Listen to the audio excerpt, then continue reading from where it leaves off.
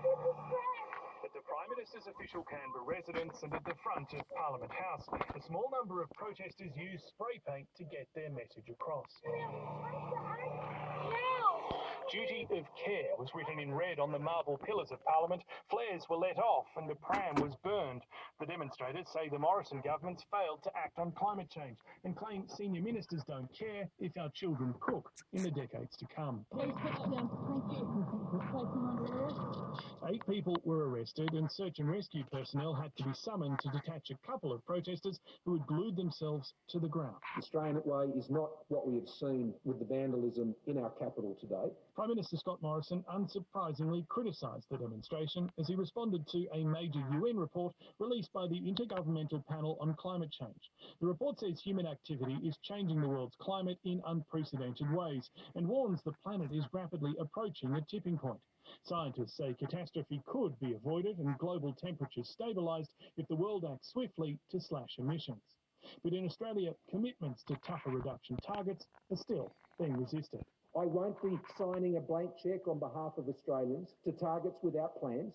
Anticipating criticism of his government's stance on climate action, Mr Morrison pointed the finger at the developing world, particularly China. China's emissions account for more than the OECD combined. China is the world's biggest polluter, but on a per capita basis, Australia emits more. When quizzed about what extra action his government is planning to take, the PM rolled out some of his well-worn lines about technology. Technology changes everything, and that is why our approach is technology, not taxes. To be clear, neither major political party is proposing a carbon tax, and while technology will help reduce emissions, there are a lot of different options. Some of the government's investment has been in carbon capture and storage. Climate scientists say that is an expensive technology which has so far badly failed to perform as planned. The coalition also often talks about its investment in clean hydrogen, a so-called fuel of the future which may eventually replace diesel. It can be produced using solar power, but the Commonwealth expects fossil fuels to be used for some projects. There are many Australians right across the country who have great anxieties about these changes and what it means for them. Will they have a job? Will their kids have a job? That is well known. Detailed climate action plans have derailed the careers of several Australian leaders, and right now Mr Morrison is in a bind. Liberal backbenchers from wealthy parts of major Australian cities are behind the scenes demanding he take much more concrete action, while several Queensland members of the National Party are vocally opposed. And given his razor-thin margin in Parliament, the PM needs every vote and regularly tries to reassure his coalition colleagues. I will not be asking people in the regions of this country to carry the burden for the country alone.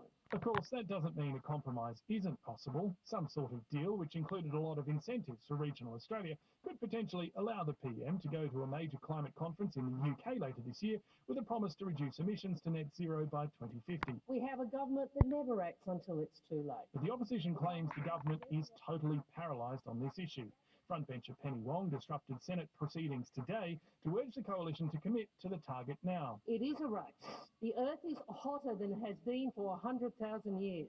Environmental groups say this entire debate is particularly disheartening because they don't believe net zero by 2050 is nearly ambitious enough and warn that Australia is falling even further behind other developed nations. It's a view echoed by Greens leader Adam Band. It's easy to meet a crap target, a target that does not do the work. Major party pollsters say the issue is still a top concern of voters and is likely to feature again at the next election, even amid all the chaos of the pandemic. Climate activists, including Swedish teenager Greta Thunberg, warn time to act is running out. So I hope that this can be a wake-up call and that once again can be a reminder that the climate crisis has not gone away. Swedish climate activist Greta Thunberg. James Glenda with that report. Take stock of yourself, Australia. And that we humans, the report's lead authors, Associate Professor Malta Meinhausen is from the University of Melbourne. We spoke first about what 1.5 degrees of global warming means. Indeed, 1.5 doesn't sound much, but as we see already around the world with wildfires and floods and droughts, already the present day around 1 or 1.2 degrees gives us quite a chilling effect of what the future holds for us.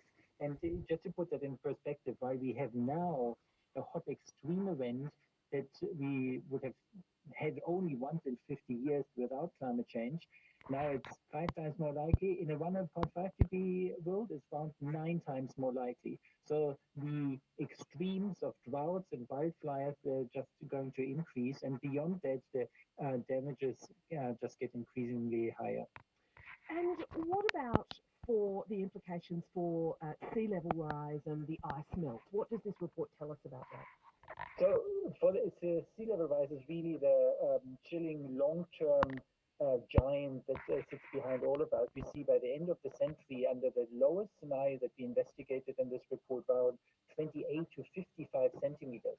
Again, that might not sound much, but it will change the coastlines all around the planet. Wherever you played as a kid on the coast, that will be a different coast with that amount of sea level rise, and it doesn't stop there. So in 2150, even under this lowest scenario, we are going to expect 37 to 86 centimeters. And then in the very long term, if we keep temperatures around 1.5 degrees, we're going to have 2 to 3 meters. So what this report has shown is that for 1.5 degree warming and to stay at that level and not shoot past it, we need net zero emissions by around 2050. Luckily, 60 countries around the world already have committed to net zero emissions around 2050. And what we can say from this report, if net zero CO2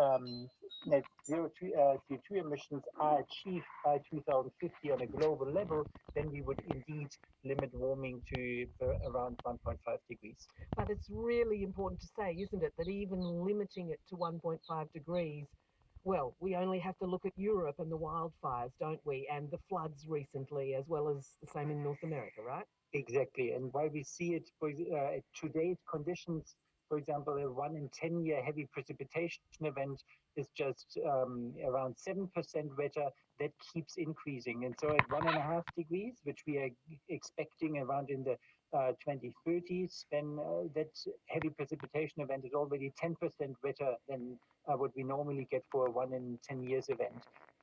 And how much of this is baked in, and how much of the change can we avoid? So the good thing is that from the geophysical perspective, like how the climate system acts, pretty much nothing is baked in. What we caused as warming in the past, if we would stop theoretically emissions from today, we would not see any further warming. But in terms of our economy, etc., of course, we are committed to further emissions. We can't stop emissions right from tomorrow, but we have a lot of tools in our hands to achieve net zero emissions by 2050. And so there's no impediment to limit emissions to a degree that we hold warming around 1.5 degrees. Now, you've mentioned that the real commitment we need to see from governments is net zero by 2050. Australia is not committing to that yet. What do we need to do beyond that net zero by 2050 in terms of structural change in the Australian economy to make a real contribution? The IPCC doesn't comment on individual countries' policies. However, with my head on as a researcher at the University of Melbourne, where we looked into the energy transition opportunities for Australia, we are blessed with sunshine. And if we do it right, then we can have some of the lowest electricity prices in the world in the long term if we really build on solar and wind.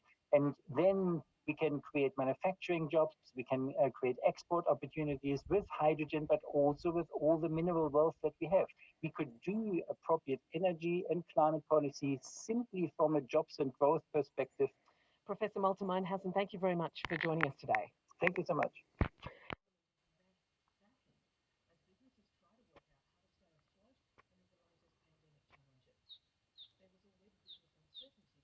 It's not as if there hasn't been plenty of warning about the warming, which we are achieving.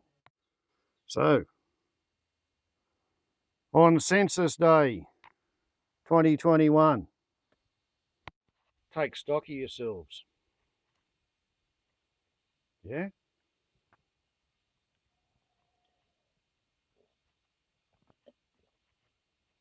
This shit's about to get real. Warble's on a lot of YouTube. Ciao.